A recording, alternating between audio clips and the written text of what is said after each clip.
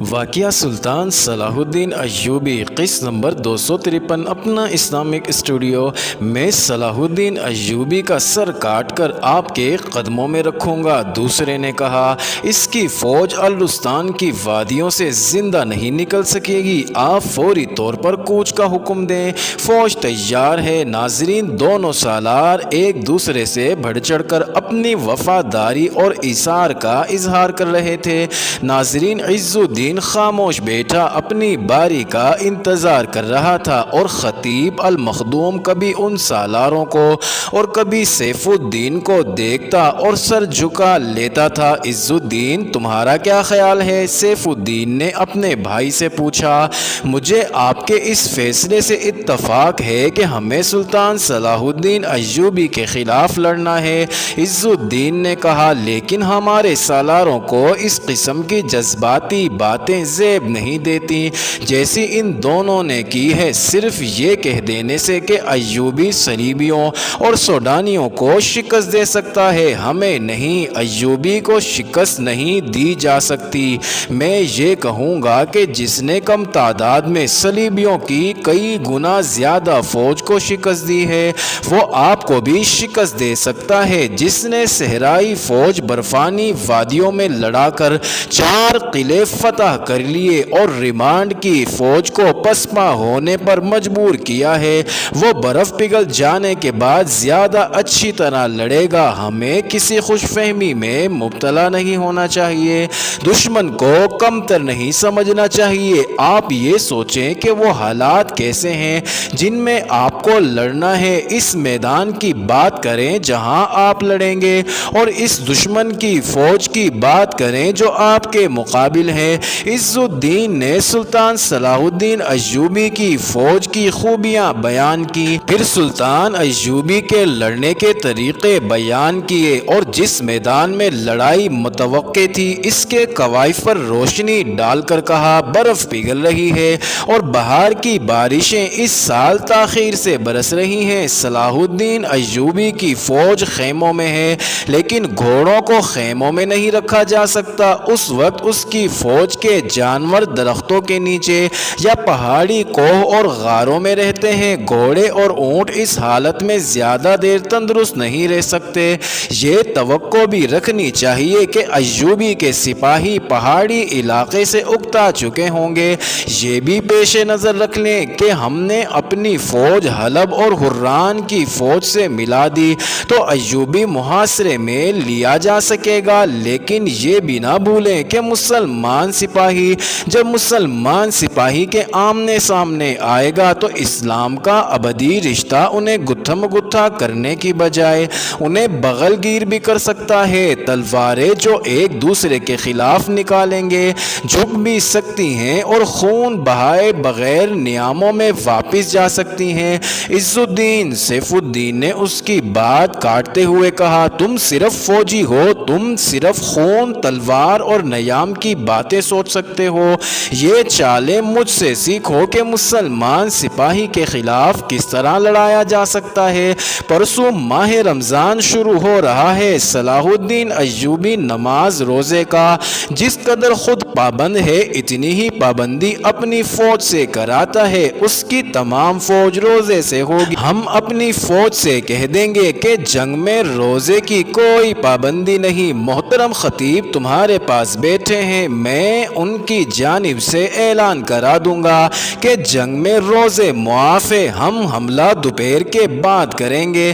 علل صبح حملہ کیا تو ایوبی کے سپاہی تر و تازہ ہوں گے، دوپہر کے بعد ہمارے سپاہیوں کے پیٹ میں کھانا ہوگا اور صلاح الدین ایوبی کے سپاہی بھوکے اور پیاسے ہوں گے۔ میں صرف یہ معلوم کرنا چاہتا ہوں کہ میرا یہ فیصلہ غلط تو نہیں کہ ہمیں صلاح الدین ایوبی کے خلاف لڑنا ہے۔ آپ کا یہ فیصلہ برحق ہے، ایک سالار نے کہا۔ آپ کے فیصلے کو ہم عملی شکل دے کر ثابت کریں گے کہ یہ فیصلہ ہر لحاظ سے صحیح ہے، دوسرے سالار نے کہا۔ آپ کے فیصلے کے خلاف میں نے کوئی بات نہیں کی۔ عز الدین نے کہا ایک مشورہ اور دوں گا، مجھے آپ محفوظہ میں رکھیں، اگر ضرورت پڑی تو میں بعد میں حملہ کروں گا، پہلے تصادم کی کمان آپ اپنے ہاتھ میں رکھیں، ایسا ہی ہوگا۔ سیف الدین نے کہا فوج کو 2 حصوں میں تقسیم کر لو اور فوری تیاری کا حکم دے دو،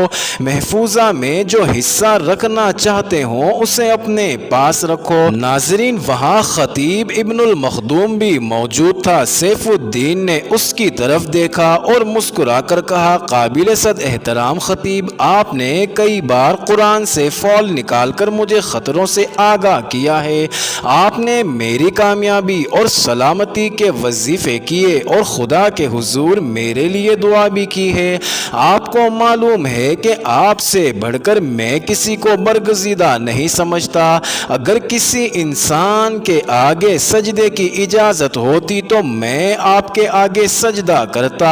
اب ایسی مہم پر جا رہا ہوں جس کی کامیابی مخدوش ہے، میں ایک طاقتور دشمن کے مقابلے میں جا رہا ہوں، جنگ میں فتح ہوتی ہے یا شکست، مجھے قرآن سے فال نکال کر بتائیے کہ میری قسمت میں فتح لکھی ہے یا شکست۔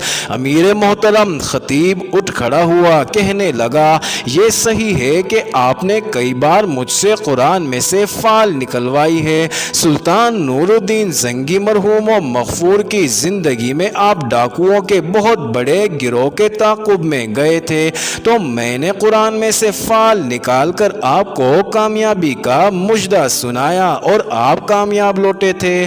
صلیبیوں کے خلاف آپ جب بھی گئے میں نے فال نکالی اور آپ کو خطروں سے خبردار کیا اور کامیابی کی خبر دی، اللہ کا شکر کہ میری نکالی ہوئی ہر فال صحیح نکلی۔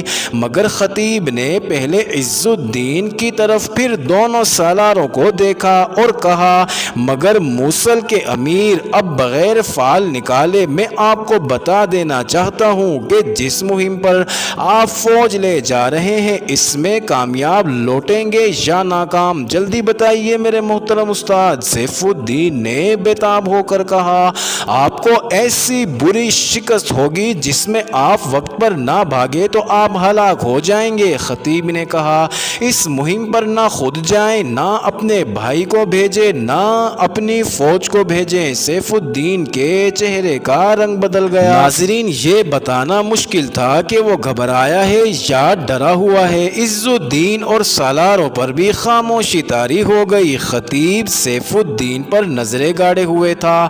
آپ نے قرآن تو کھولا نہیں؟ سیف الدین نے کہا قرآن کے بغیر آپ نے فال کیسے نکالی؟ میں کیسے مان لوں کہ آپ نے مجھے جو بری خبر سنائی ہے وہ صحیح ہے؟ سنو موصل کے امیر، خطیب ابن المخدوم نے کہا میں آج آپ کو بتاتا ہوں کہ قرآن سے جو فالیں نکال کر میں آپ کو کامیابی کے مژدے سناتا رہا ان کا قرآن کے ساتھ کوئی تعلق نہیں تھا۔ قرآن کسی جادوگر کی لکھی ہوئی کتاب نہیں، قرآن صرف یہ فال بتاتا ہے جو اس مقدس کتاب میں احکامات خداوندی تحریر ہیں، ان پر جو عمل نہیں کرے گا وہ ناکام اور نامراد رہے گا۔ اس سے پہلے آپ صلیب کے پرستاروں کے خلاف لڑنے گئے تو آپ کے کہنے پر میں نے قرآن کی فال آپ کو بتائی کہ آپ کامیاب لوٹیں گے۔ اس کے بعد آپ جس مہم پر گئے میں نے آپ کو کامیابی کا مژدہ سنایا اور کہا کہ یہ قرآن کی فال ہے،